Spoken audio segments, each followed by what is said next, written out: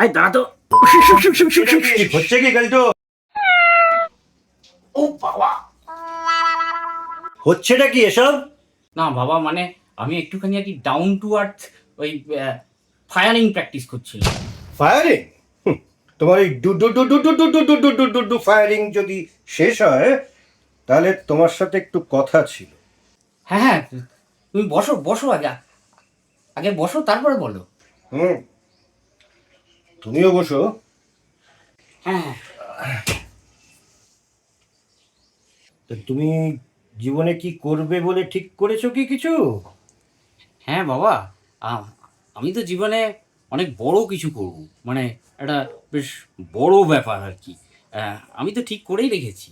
বাহ, সেটা খুব ভালো কথা, কিন্তু কি করবে সেটা কি ঠিক করেছো? হ্যাঁ বাবা, আমি তো আহ, অনেক কিছুই ঠিক করেছি। মানে মেনলি যে ব্যাপারটা আমি আর কি ঠিক করেছি সেটা হচ্ছে, আমি যে কাজই করি না কেন সেটা একটু ভালো করে করা দরকার। সেটা যদি ঘাস কাটার কাজও হয়, সেটা ভালো করে করতে হবে। মানে ঘাস কাটলাম, এদিকে কাজটা ভালো করে করতে পারলাম না, তাহলে তো ঘাস কেটে লাভ নেই, তাই না?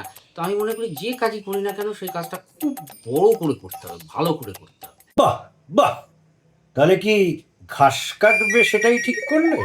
না বাবা, আহ, আমি ভেবেছি যে আমি অভিনয় করব, অভিনেতা হব। অভিনয় করবে? বাহ, সপ্তাহখানেক আগেই তো বললে তুমি হাডুডু না কবাডি খেলবে। না বাবা, সেই আইডিয়া তো অনেকদিন আগেই মুলতুবি হয়ে গেছে। মানে হাডুডু কবাডি এখন আর খেলবো না, এখন আমি ঠিক করেছি আমি অভিনয় করব। তা অভিনয় তো শিখতে হবে, ট্রেনিং লাগবে তার জন্য। Are you ready for that?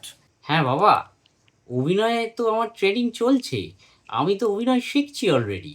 মানে তুমি মায়ের কাছে অম্লান বদলে যেমন ঝুড়ি ঝুড়ি মিথ্যে কথাগুলো বলো, সেগুলো দেখে আমি অনেকটা অভিনয় কিন্তু শিখে ফেলেছি। মানে আমার ফার্স্ট স্টেপটা কিন্তু পার হয়ে গেছে। এবার মানে তুমি এর পরবর্তীকালে ওই নীলিমা আন্টির ব্যাপারে যা যা বলবে সেগুলো যদি একটুখানি অবজার্ভ করে নিই, তাহলে তো মানে আমি টালিগঞ্জের যে কোনো অভিনেতাকে মানে তো যে কোনো দিন চ্যালেঞ্জ।